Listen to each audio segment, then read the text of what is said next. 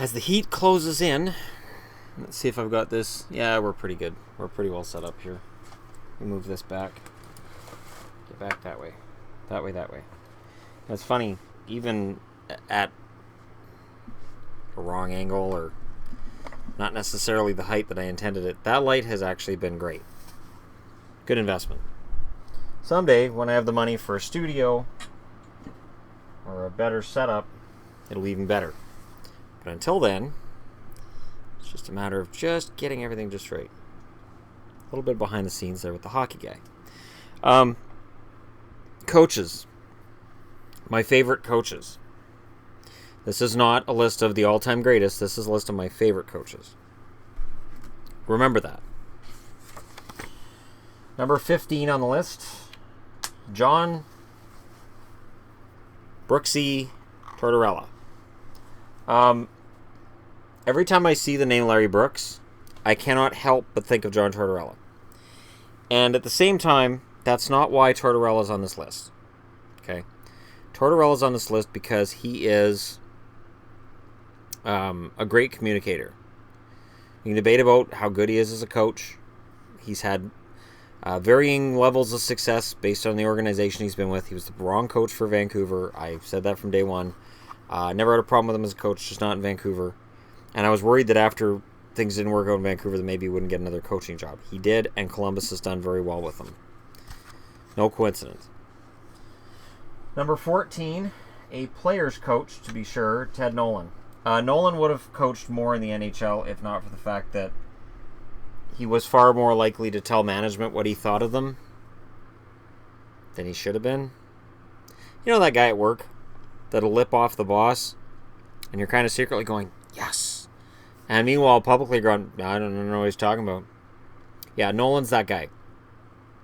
And he is a player's coach, and he just didn't last very long in the NHL. His results have been middling, sure, but got to respect when the guy understands that his players are the ones that he has to trust in.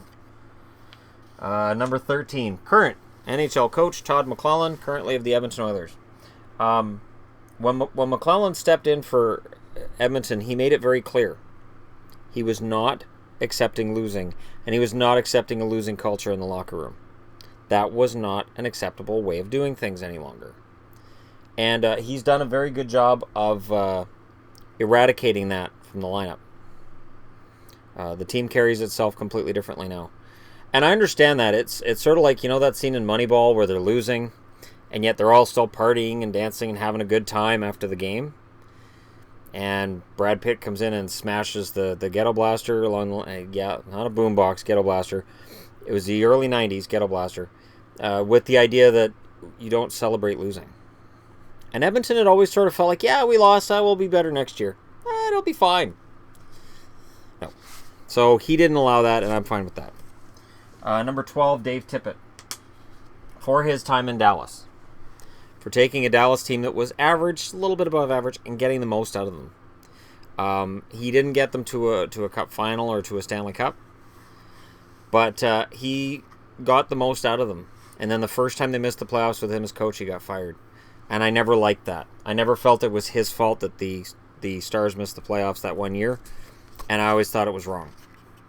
Always thought it was wrong. Number 11. Darryl Sutter. Formerly of a number of teams. Darryl Sutter gives you very good interviews. And he's a lot of fun to listen to. And he seems like he's a very smart guy. And very dry sense of humor. I think he could have made a good living as a stand-up comic, to be honest. He's very dry. He's that guy. So you'll have somebody who knows they're funny and they talk all the time. And they never shut up. And then there's that guy in the corner who just doesn't talk. And then when he does, his line blows everything else said out of the water.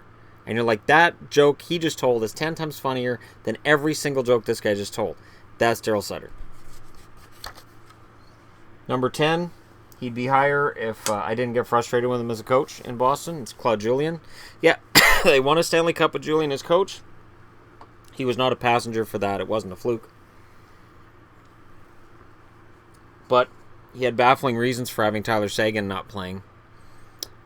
Sagan was ready, and he didn't have him out there. And I was absolutely ready. If Tampa had won that Game 7 and knocked out Boston, I was absolutely ready for Boston to fire him. I had a lot of frustration with him when he was the coach of the Bruins.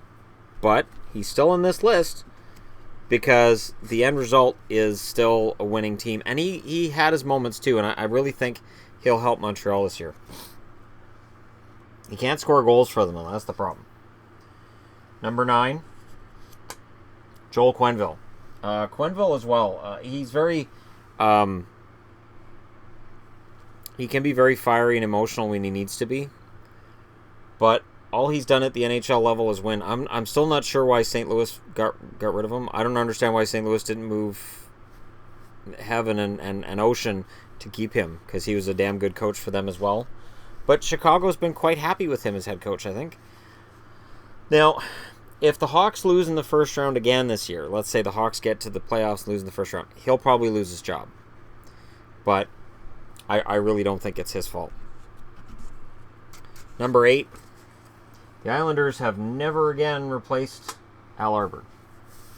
Doug Waite's the first coach of the New York Islanders that I've been excited about since Al Arbour. I know Ted Nolan was there, but I wasn't excited about Ted Nolan. I didn't feel like he was going to turn them around because nobody was at the time. And even then, Ted Nolan got one very good year out of the Islanders that he had no business getting. But Arbour was the Islanders. When I started watching hockey, Arbour behind the bench for the Islanders, that was your iconic shot at all times. And to me, he's still the Islanders' coaching staff. The good Islanders, not the team that's been in peril and turmoil for the last 20 plus years. Bloody hell, move back to Nassau or figure it out. Number 7, Paul MacLean, known in Ottawa as the Walrus and elsewhere as the Walrus. Paul MacLean is one of the most entertaining interviews I've ever seen.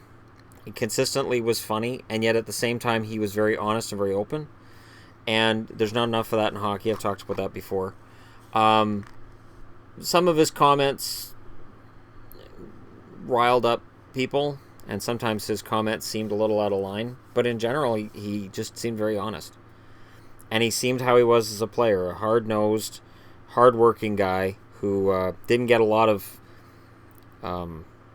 glory while he was in Ottawa, because you're in Ottawa, you're in the shadow of Toronto and Montreal. MacLean, fantastic coach. Number 6, Marc Crawford. He'd be higher, but during his last couple of coaching stints, they haven't gone very well. And of course, he had that coaching stint in Dallas, which didn't last. It wasn't his fault. It just was a bad mix. And of course, when he went to LA, he had to take Dan Cloutier with him, which was weird.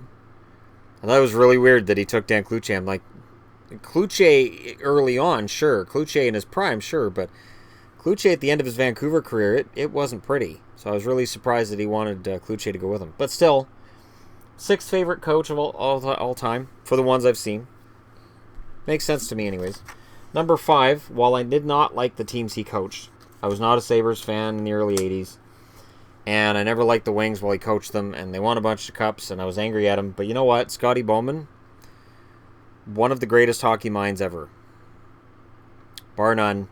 Total respect. Fantastic guy. I wouldn't want to cross him. Number 4, also on the list of people I wouldn't have wanted to cross while he was the coach, Pat Quinn, the big Irishman. Quinn, when he came to Vancouver, there was a big kerfuffle because Vancouver had apparently tampered with him while he was still LA's property. But in the end, that was all worked out. And Quinn went on as a coach to help Vancouver get to the Stanley Cup final.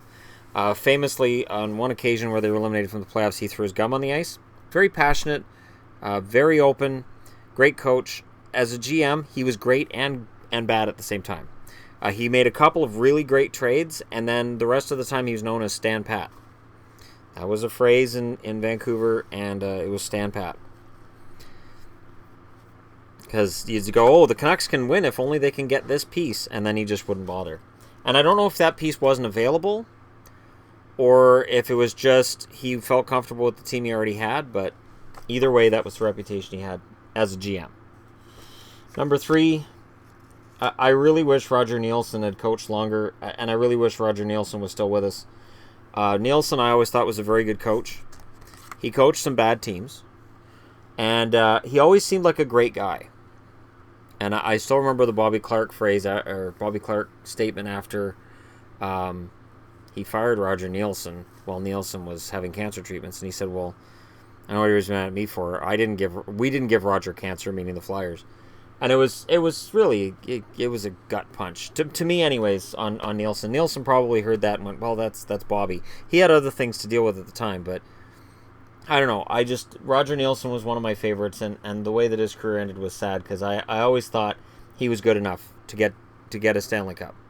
The 1982 Canucks, he was the one that put the white towel on the stick and held it up. Him and Tiger, and that stuck. And to this day, everybody waves white towels at every Canucks game. And I always, when I'm at the Canucks game and I'm watching this, I'm like, do you guys know why you wave those white towels? I mean, I know the guys my age and older, but how about the kids in their late teens, early 20s? Do they know?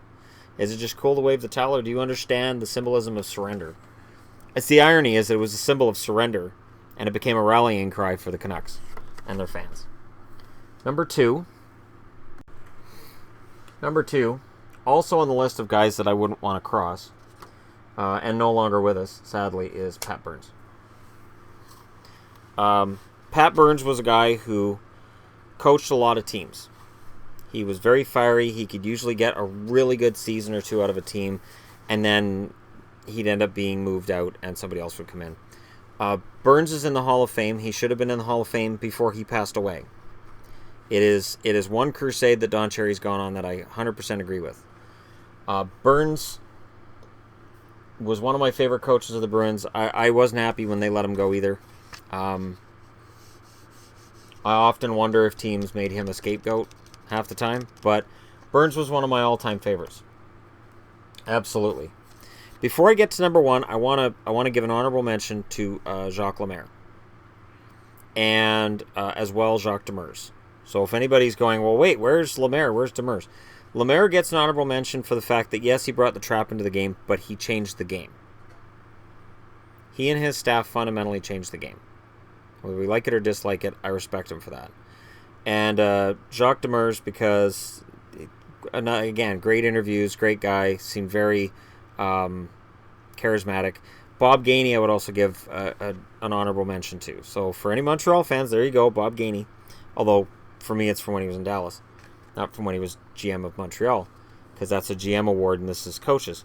So, keep up. Number one, though, with all those honorable mentions out of the way, Alain Vigneault. Whether he was laughing behind the bench, giving tremendous interviews after a game. I watched every post-game interview with Vigneault because they were awesome. Or just the way that he was. A lot of Vancouver fans get mad because he played Aaron Rome a lot. He played Aaron Rome a lot because there wasn't any depth on the blue line. A lot of people got mad about how much he played Tanner Glass. He played Tanner Glass a lot because the Canucks prospect list 10 years ago was terrible. During most of his tenure here, Vigneault was dealing with prospects that were not very good. And when a prospect was good, Vigneault put him in the lineup and he did very well. Ryan Kessler developed under him. Alex Burrows developed under him. He had no problem, Kevin Bieksa, he had no problem putting a guy in the lineup if he belonged there. But it's when a prospect would come in and fans would be like, all right, this guy's got to make it this year. This is the year. And then he'd say no. And Glass would make the lineup instead. Be like, why is Tanner Glass playing? And he played him too much. I admit that. Rangers fans will say that too. But this is about favorite coaches. Not best coaches, favorite coaches. And for me, Vigneault,